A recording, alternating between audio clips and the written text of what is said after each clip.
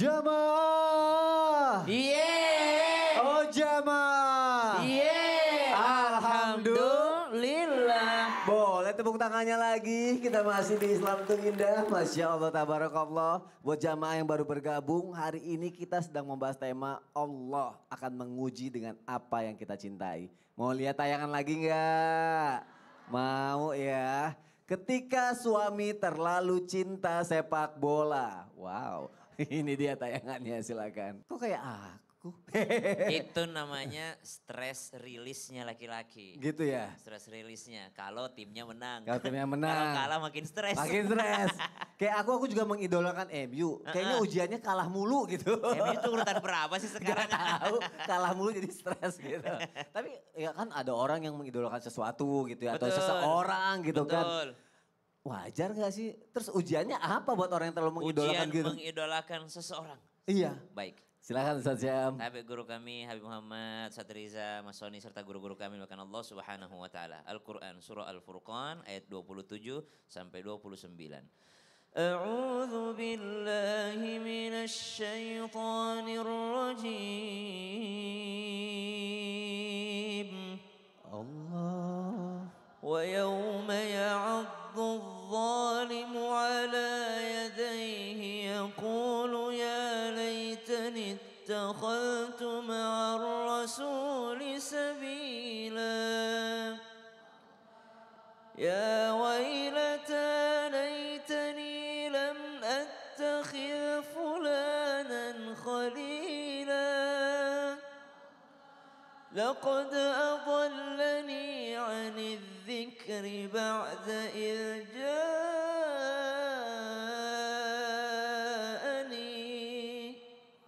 وكان الشيطان للإنسان خذولا. Mengidolakan manusia, maka bisa-bisa saja kita berteman dengan siapa saja. Atau memilih sahabat. Namun ada yang mesti diperhatikan. Nabi SAW karena ini di bulan Sya'ban ada peristiwa yang selalu kita kenang dan kita peringati. Yaitu Isra wal Mi'raj. Nabi tidak berangkat sendiri. Nabi ditemani oleh malaikat Jibril alaihis salam.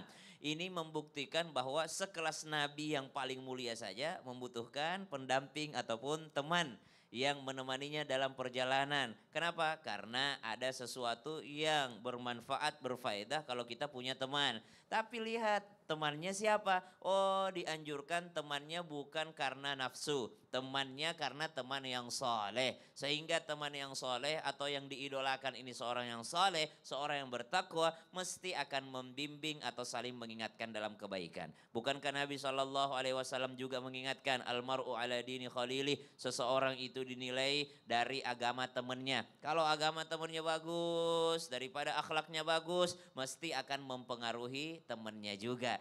Maka ketika mengidolakan sesuatu atau mengidolakan seseorang, buatlah yang mengidolakan ataupun yang diidolakan ini sesuatu yang bisa berpengaruh kepada agama kita semakin baik. Misal mengidolakan siapa? Saya idola sekali sama seorang yang kaya raya tapi ahli sedekah. Saya idola sekali sama pejabat yang sibuk mengurusi negara tapi sholat 5 waktunya tidak pernah tinggal. Saya idola sekali dengan siapa? Orang yang sibuk mungkin punya banyak anak tapi tidak pernah dia lupa untuk sholat berjamaah ke masjid misalnya. Saya idola dengan siapa? Saya lihat ini orang subhanallah sibuk dunianya tapi dia tidak pernah lupa dengan akhiratnya. Sehingga kita banyak mengidolakan siapa? Sahabat Nabi SAW.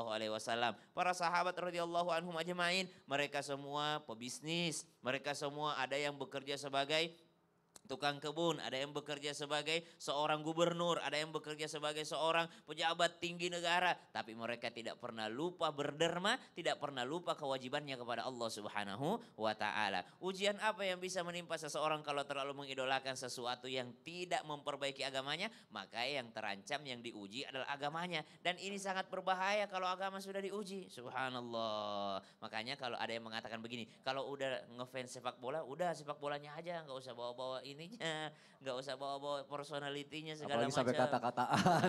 Karena biasanya kalau kita udah seneng itu Ya. salah satu buktinya kita pengen ngikutin. Ya. Akhirnya karena ngefans sama salah satu pemain sepak bola dia lihat tatonya mana, dia juga pengen bikin tato. Aduh. Nah itu sudah berbahaya. Berarti nggak boleh salah mengidolakan ya. Betul sekali dan jangan terlalu berlebihan. Masya Allah, terima kasih Ustaz Siap. ya. Tepuk tangannya dong untuk guru-guru kita, Masya Allah, tabarakallah. Karena jamaah di sini semangat semua, aku kasih kesempatan lagi buat curhat. Yuk kita masuk lagi ke segmen curhat dong Ustaz. Iya. Gitu ya. Susah juga menyatukan Palembang dan Serang ya. Gitu ya. Takutnya saling. Oke deh, karena semangatnya sebelah sini lebih kelihatan membara, sebelah sini aku kasih kesempatan buat curhat. Jangan-jangan semangat karena banyak masalah apa gimana nih? Enggak ya. Ibu, boleh curhat? Silakan ke sini, ya ikut saya. Disapa dulu jamaah seluruh Indonesianya. Terus ngebut lagi. Suruh ngikutin malah ngebalap. Ini biasanya kalau naik motor suka kebut-kebutan. Ya saking semangatnya. Silakan disapa. Assalamualaikum warahmatullahi wabarakatuh. Waalaikumsalam Assalamualaikum warahmatullahi wabarakatuh. Nama saya Ibu Asmawati dari HHC Oku 165 Oku Timur, Sumatera Selatan, Palembang. Tepuk tangannya dong. Tadi saya kira mau bersin. Ibu Asma. AHC itu Iya. Asmaul Oh, Husna oh. Cahaya. Oh iya. 165. Ya maaf ya. Tadi saya kira mau bersin. Gitu. Berarti alumni 165 ya? Iya, Oh, Ustadz. Masya Allah. Bu, mau curhat apa? Begini Pak Ustadz. Amin. Pak Ustadz Rija. Pak Ustadz Riza. Oh, ngeles lagi. Ustadz. Begini Pak Ustadz ngeliatnya saya langsung Ustadz Riza gitu. Jago nih. Udah boleh. Oh, iya. Ustadz Riza dipanggil boleh mau curhat sama Ustadz Riza juga tuh. Sama Pak Habib tuh, Ustadz bantu Rija, Iya, saya ini dikasih cobaan. Masya Allah. Suami saya sudah meninggal. Inna lillahi wa inna ilaihi raji'un. Terima kasih. Terus saya ada yang mencat, menelpon, mengganggu sehingga saya tidak tenang. Sedangkan suami saya baru meninggal, Pak Ustadz. Jadi solusinya bagaimana?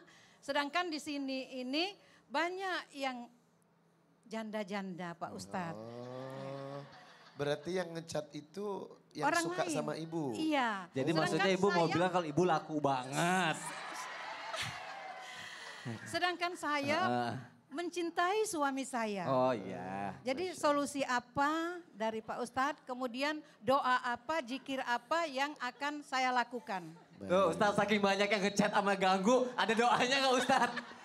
Emang jin didoain? Ya, gimana Ustadz Riza? Supaya ibu-ibu ini tenang Pak Ustadz. Iya. Ketenangan konsepnya adalah dalam Quran surah Ar-Ra'd ayat 28. Alladzina amanu wa tatma'innu qulubuhum bidzikrillah ala bidzikrillah tatma'innul qulub. Kehidupan yang menenangkan karena kita sering berzikir kepada Allah. Orang yang banyak menyebut Allah pasti tenang. Orang yang senang belum tentu tenang. Banyak uang belum tentu tenang. Tetapi orang yang tenang adalah orang yang bahagia dan kuncinya satu, menyebut nama Allah. Dalam situasi kondisi hati yang tidak enak seperti itu, langkah yang pertama, jangan sampai terbawa oleh syaitan. Surat Az-Zukhruf ayat 36, "Wa may ya'shu an dzikrrahman nuqayyid lahu syaitanan fahuwa lahu qarin." Qarin itu menggoda jiwa yang tidak berzikir. Maka ketika tidak nyaman kondisi hatinya, berwudu, sholat, dan berzikir kepada Allah. Itu kunci yang pertama. Yang kedua, blokir. Udah, Sudah saya blok. Iya.